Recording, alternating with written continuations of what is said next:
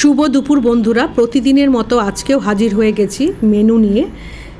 রান্না করেছি, দেখতেই পাচ্ছেন, পটল ভাজা, পটল শুকনো লঙ্কা দিয়ে পটল ভেজেছি। রান্না করেছি মুগের ডালটা পেঁপে দিয়ে রান্না করেছি।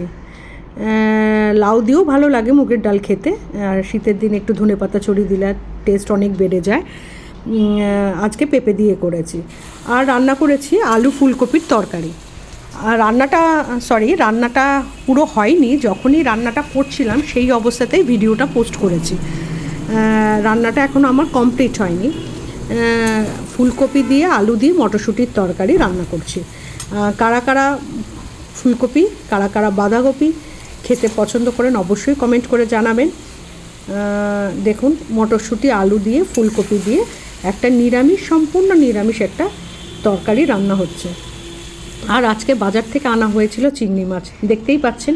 চিংড়ি মাছটা ছাড়াতে কিন্তু একটু অসুবিধা হয়, কিন্তু ছাড়িয়ে একবার রাখলে না, আপনারা যে কোনো তরকারিতে দিলে সেই তরকারির স্বাদ কিন্তু অনেক গুণ বেড়ে যায়। ধরুন কুমড়ো আলুর তরকারি করছেন, একটু চিংড়ি মাছ ছিটিয়ে দিলেন, মোচার তরকারি করছেন একটু ছিটিয়ে দিলেন, বাঁধাকপি করছেন একটু ছিটিয়ে দিলেন, দেখবেন সেই তরকারির স্বাদ কিন্তু অনেক বেড়ে গেছে। ছাড়ানোটা একটু ঝামেলা, কিন্তু ভালো লাগে। আর রান্না করেছি কালবোস মাছ, ঝিঙে দিয়ে আলু দিয়ে একদম কালো জিরে কাঁচা লঙ্কা ফোড়ন দিয়ে কালবোস মাছের ঝোল। কালবোস মাছটা রুই কাতলার মতোই দেখতে, কিন্তু টেস্ট কিন্তু ওদের থেকে অনেক বেশি। এটা বড় হয় না ওদের মতো, রুই কাতলার মতো, কিন্তু স্বাদ কিন্তু অত্যন্ত সুস্বাদু একটা মাছ। বন্ধুরা, আজকে রান্নাগুলো কেমন লাগলো আপনাদের? যদি ভালো লাগে অবশ্যই একটু লাইক কমেন্ট করে দেবেন আর শেয়ার করে দেবেন।